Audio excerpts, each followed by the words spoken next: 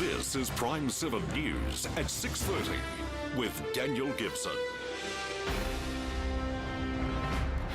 Tonight, the widow of a slain lawyer flies home and the painstaking search for clues on who pulled the trigger.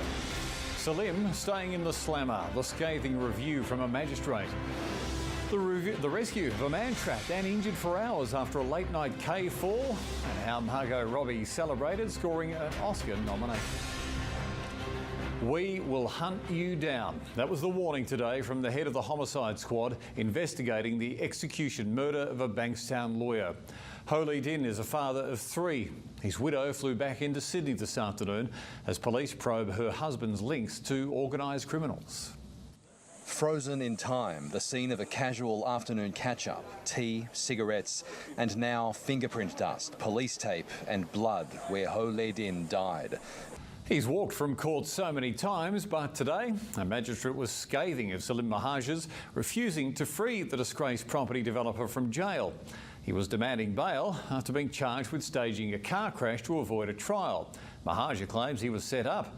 The magistrate called his conspiracy theory mad. The 31-year-old appeared via video link in the same shirt and jacket. As the magistrate spoke, Salim Mahaja looked increasingly downcast. Her mother has been sentenced to 12 months jail after blowing almost 4 times the blood alcohol limit with her kids in the car. And she wasn't the only parent in court today accused of risking young lives. Before 2 different courts today, a mum and a dad from different families face sentencing. Both so drunk they blew high range, both driving with young children in the car. After years of preparation, construction of the Badgerys Creek Airport is finally underway. The last of 230 homes on the site were demolished today. Work has also begun to bury more than 3 kilometres of overhead power lines underground. Well, if she didn't already think so, Margot Robbie has officially hit the big time. Nominated for an Oscar for her role as disgraced figure skater Tonya Harding.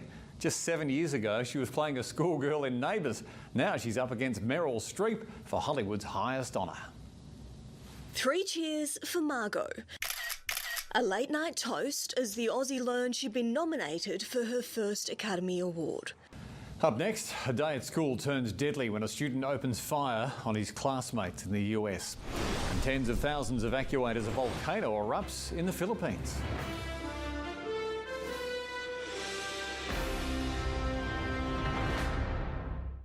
A teenage gunman has opened fire at a school in the US, killing at least 2 of his classmates. A 15-year-old girl died at the scene of the shooting in Kentucky. A 15-year-old boy passed away later in hospital after being shot in the head. 56,000 people have fled the area surrounding the Philippines' most active volcano, which is exploding in a series of eruptions. Lava can be seen spewing down the fountain, reaching 700 metres high. The alert level has been raised with the possibility of a dangerous eruption within days. Now to your day in finance. The Australian share market has gained ground despite weaker mining stocks. Westpac, the best of the big banks, ANZ and the NAB also up. The Commonwealth Bank, though, was down. The Aussie dollar is back above 80 US cents.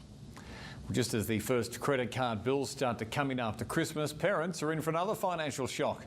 Back to school costs, they are through the roof in New South Wales, up 56% on last year. Back to school shopping with the Stewart family is stretching the budget. Sports next with the one race that Supermare Winks just couldn't win, and why Rafael Nadal has hit out at the Australian Open organisers.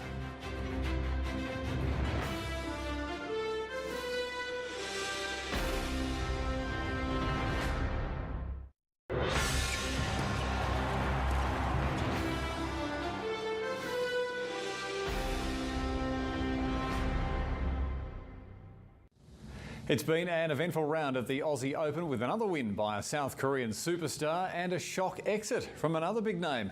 Rafael Nadal gave organisers a serve after retiring during last night's quarter-final with yet another injury.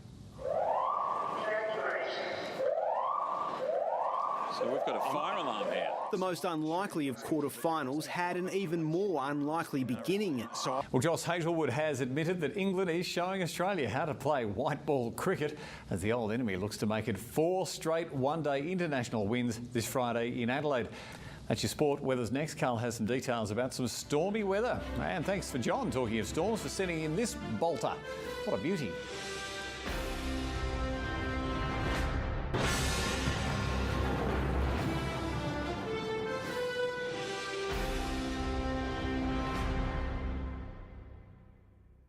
Hello there, Karl Lijnders with a look at the national weather picture, and it's been very stormy across central and southern parts of New South Wales through the last 24 hours, and again this afternoon, severe thunderstorm. This one in particular, very large storm around Condobolin at the moment. That is all thanks to a heat trough, and we've got that anchored through central parts of New South Wales for the foreseeable future into the weekend as well. But it is taking the severe heatwave conditions back towards South Australia and northwestern Victoria, and we'll have northeasterly winds taking over the next few days, making things quite humid and unsettled.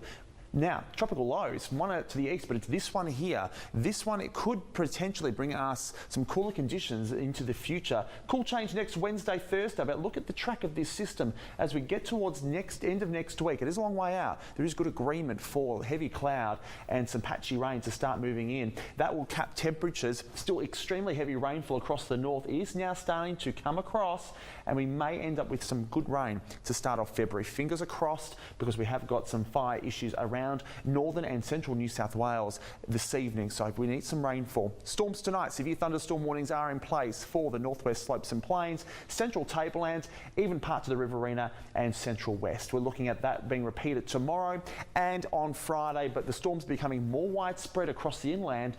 But Daniel, the temperature is still oppressive. Overnight minimums 22, 23. We do need the air conditioner turned on. Hopefully Mother Nature can comply soon. I'll see you again tomorrow. Thank you for that, Karl. Thanks for your company. Time now for Roger Federer and the tennis.